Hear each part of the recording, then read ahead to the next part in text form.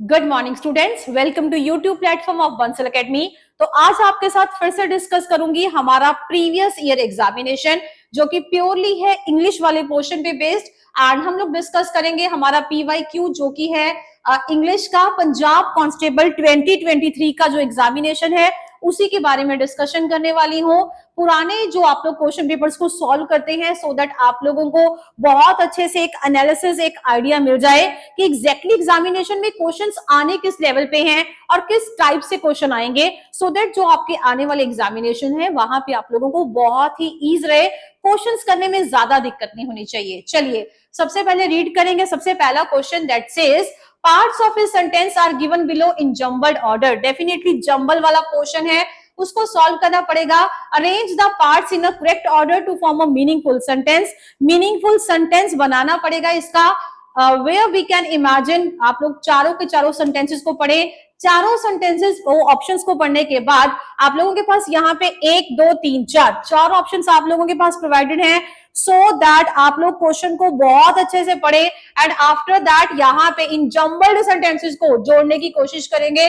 Clearly नजर आ रहा है यहाँ पे एक नहीं दो दो सेंटेंसेस हैं, लेकिन शुरुआत कहां से करनी होगी? या तो this world grew from the 19th century या फिर we live in a world of contradictions. तो जहां तक आप लोग एक बार चारों के चारों सेंटेंसेस को डीप में इन डेप्थ आप इसको रीड करेंगे तो समझ में आ जाएगा मैम एग्जैक्टली कौन सा जो लिंक है वो किसके साथ जुड़ेगा। तो क्लियरली पता चल जाएगा कि we live in the world of contradictions. ये पार्ट सबसे पहले डिस्कस किया जाएगा। That means we will start with the C part. मैं आप लोगों के साथ साथ इस आंसर को मार्क भी कर रही हूं। We live in the world of contradiction. सबसे पहले ये आएगा where we can imagine global markets better than global warming.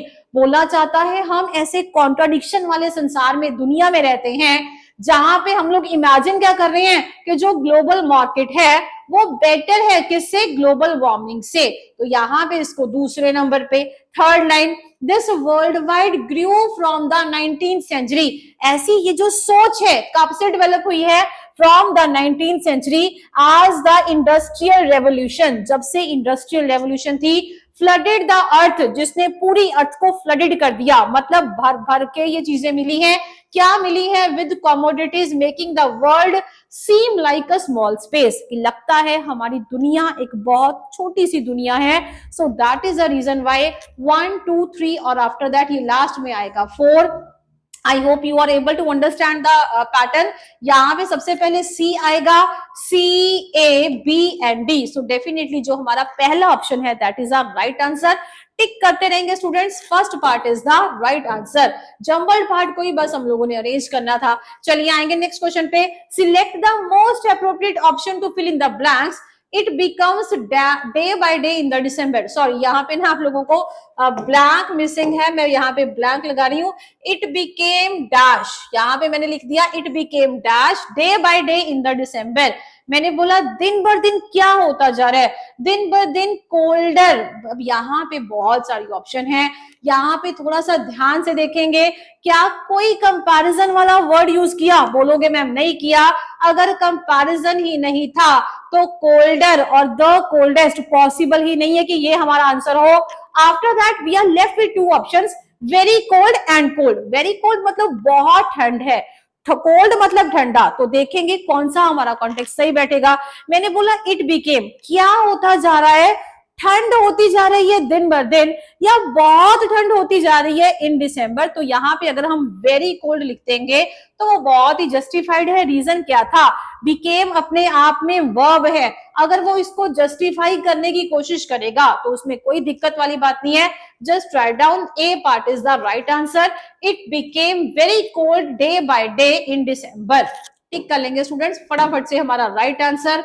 After that आएंगे नेक्स्ट क्वेश्चन पे। कंजूसी शब्द दा अंग्रेजी अनुवाद है। अब आप लोगों को कंजूसी शब्द का मीनिंग इसको इंग्लिश में बताना था।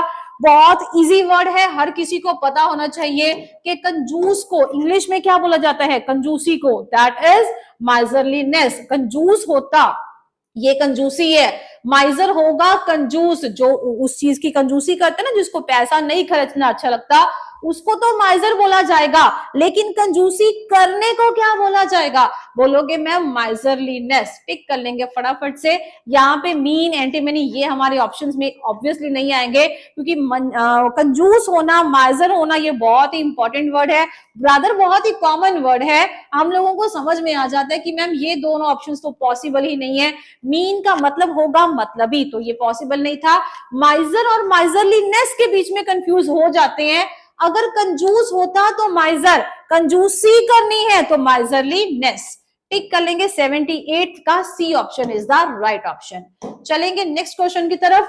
Parts of a sentence are given below. फिर से हमारे पास जम्बल्ड पार्ट है और बनाना है, इसको सही करना है। लेकिन इसका जो फर्स्ट पार्ट है, क्योंकि बहुत बार स्टूडेंट्स ना उस पार्ट को पढ़ना शुरू कर देते हैं एंड दे से कि मैम हमें तो कोई भी पार्ट नहीं मिल रहा जहां से स्टार्टिंग हो। अरे भाई क्वेश्चन को ध्यान से पढ़ेंगे। क्वेश्चन का first part it requires, already आप लोगों को दे रखा है, इट रिक्वायर्स सर्टन स्किल्स। अब पूरे की पूरी ऑप्शंस को पढ़ेंगे। It requires able to emerge, it requires personal and professional situation, it requires certain skills to be. बोलोगे मैम ये सही जुड़ने को, क्योंकि लैब ही तो बननी चाहिए ना, पूरा का पूरा मीनिंगफुल सेंटेंस बनना चाहिए। दैट मीन्स फोर्थ ऑप्शन को तो मैंने क्रॉस कर दिया। It requires certain skills to be. क्या बनना चाहते हैं? टू बी कन्वेंशन, यहाँ पे कन्वर्सेशनलिस्ट, यहाँ पे क्या बनेंगे? कन्वर्सेशनलिस्ट। टू बी एबल टू या टू बी कन्वर्सेशनलिस्ट? बोलोगे मैम यहाँ पे टू बी एबल टू। यहाँ पे से फर्स्ट डी पार्ट के बाद, सी पार्ट के बाद हमारा जो फर्स्ट वाला पार्ट है वो ज्यादा कनेक्ट होगा। इट रिक्वायर्स, जरूरत है सर्टन स्किल्स की, कुछ ऐसी स्किल्स की, to be able to emerge. Emerge मतलब ऐसे निकल के आना। To be emerge as a good conversationalist. मैंने बोला कन्वर्सेशनलिस्ट बन जाओ, किसमें? Both in. जैसे ही बोथ था इतना तो समझ में आया, ये वाले सेंटेंस के बाद ही ये वाला पार्ट होगा, क्योंकि बोथ है और यहाँ पे पर्सनल और प्रोफेशनल है। बाय डिफॉल्ट आईक्यू भी काम करेगा कि मैम अगर बोथ लगा दिया ना, बोथ के बाद वाला जो पार्ट होगा वहां पे दो चीजें डेफिनेटली होंगी। So this is our fourth part. Join कर लेंगे। हमारा आंसर बनेगा C A D and B, C A D B. That means second part is the right answer. Tick कर लेंगे स्टूडेंट्स फटाफट से, सी ए डी बी। चलिए आएंगे नेक्स्ट क्वेश्चन की तरफ। Next question says identify the error in the following sentence and select the option. आप लोगों को बताना था कि यहाँ पे दिक्कत कौन सी, गलती किस सेंटेंस में है और उसको सही करना था। मैंने क्या बोला? Rohan had a tough time in school. Rohan का समय स्कूल में बहुत टफ बीता ड्यूरिंग द इनिशियल डेज, शुरुआती दिनों में, because he could not run over. Run over भागने वाली सेंस को बताएगा।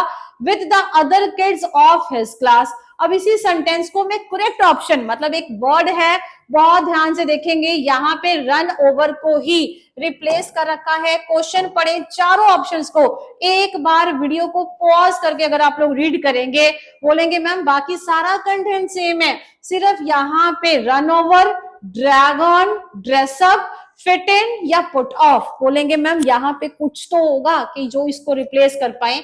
मैंने बोला ड्रैग ऑन नहीं होगा। ड्रैग ऑन का मतलब है घसीटना। अब घसीटा नहीं गया दूसरे बच्चों के साथ, तो ये it doesn't make any sense. Dress up भी नहीं यहाँ पे बनेगा। टिक कर लेंगे स्टूडेंट्स। इसका आंसर आएगा थर्ड पार्ट, क्योंकि फिट इन का मतलब हम बोलते हैं ना कि वो हमारे उसमें फिट नहीं हो पा रहा। जो रोहन को अपने शुरुआती दिनों में जो दिन थे, स्कूल में बिताए दिन थे, वो बहुत मुश्किल लगे। क्यों?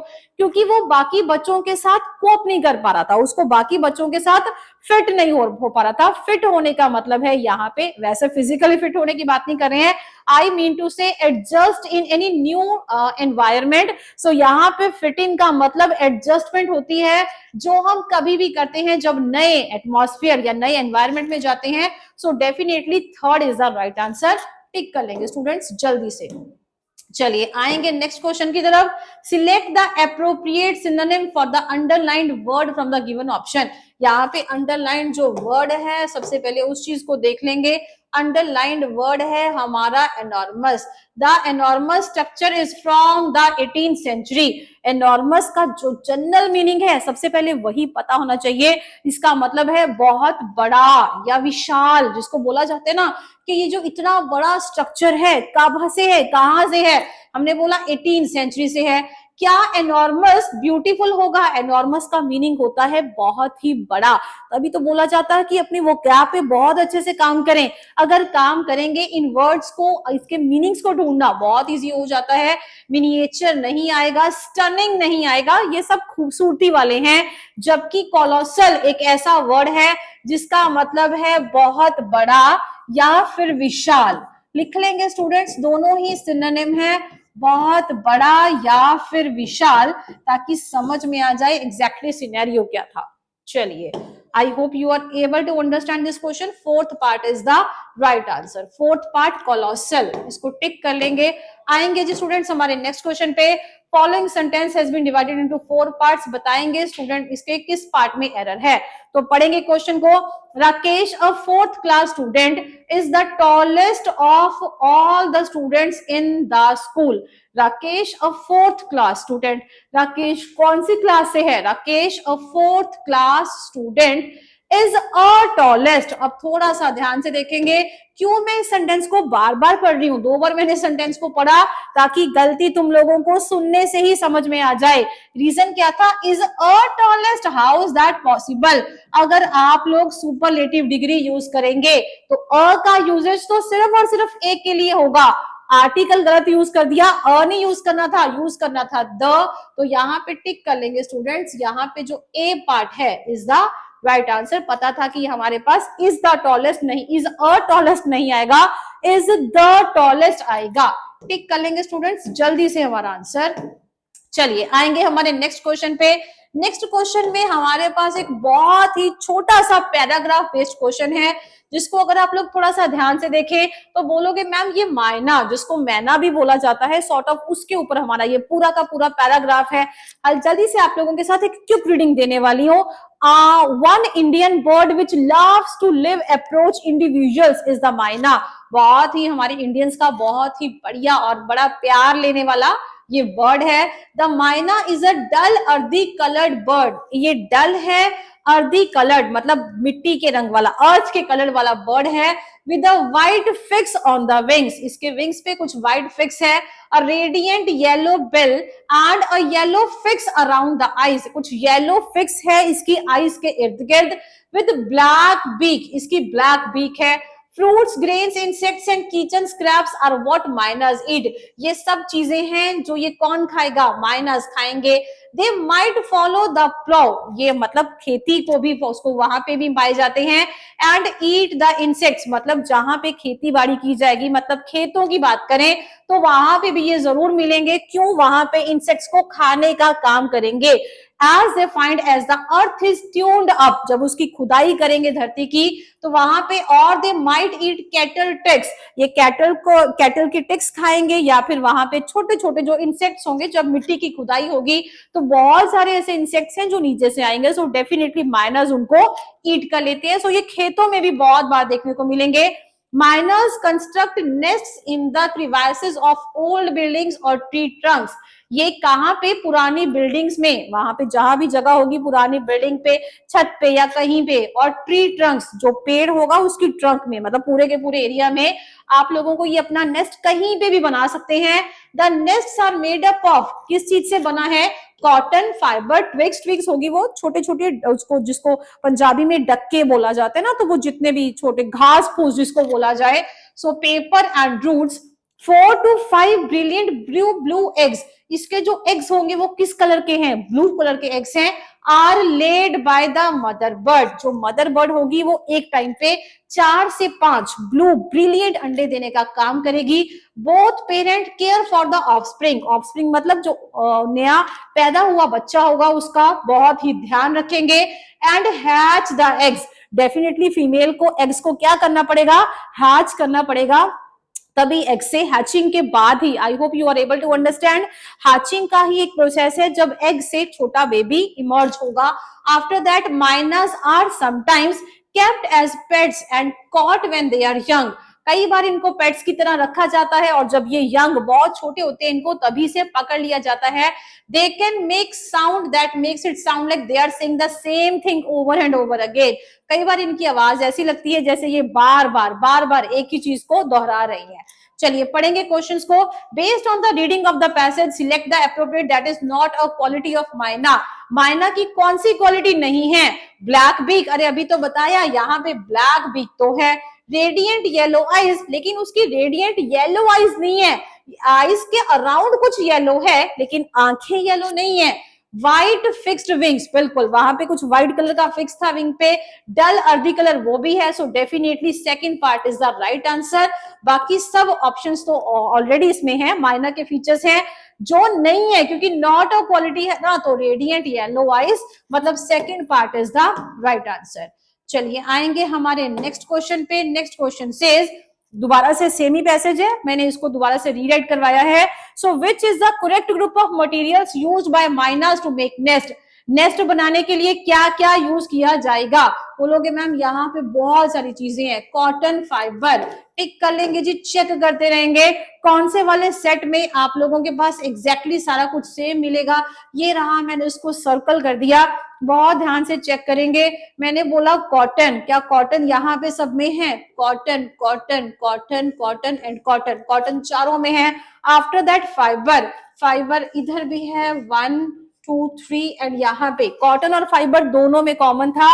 आफ्टर दैट ट्विग्स, ट्विग्स यहाँ पे भी है, यहाँ पे एंड यहाँ पे सभी में ट्विग्स भी कॉमन है. आफ्टर दैट पेपर, पहले में चेक करेंगे, पहले में पेपर था जबकि दूसरे वाले में पेपर नहीं था, दूसरे वाला कैंसल. तीसरे वाले में पेपर था, चलिए बहुत अच्छी बात है. फोर्थ वाले में भी पेपर था, अभी भी कंटिन्यू करेंगे. पेपर के बाद क्या है? बोलेंगे मैम रूट्स, तो पहले ऑप्शन को चेक करो, यहाँ पे स्क्रैब्स है.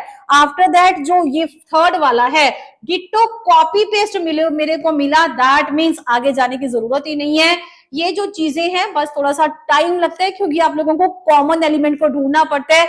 वैसे ही जैसे अभी मैंने सिखाया एग्जैक्टली वैसा ही करें. रीजन तकरीबन 6 में से ना 5 वर्ड्स तो सेम है, जो एक वर्ड डिफर है ना तो हम लोग जल्दी जल्दी में जल्दबाजी से गलती कर जाते हैं. नहीं करेंगे भाई, पता चल जाना चाहिए. थर्ड पार्ट में हमारे जो सही है, बिल्कुल सही पार्ट है, लिखेंगे जी third part is the right answer. चलिए आएंगे हमारे नेक्स्ट क्वेश्चन पे, लास्ट क्वेश्चन पे. Based on the reading of the passage select the most appropriate word to fill in the blank.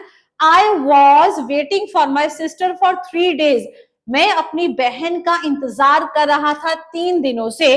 But she did not dash up, और वो क्या नहीं कर पाई. चलिए बनाएंगे ऑप्शंस के साथ, बाय ऑप्शन भी चेक करेंगे, तब भी हमारा बहुत इजीली आंसर बन जाएगा.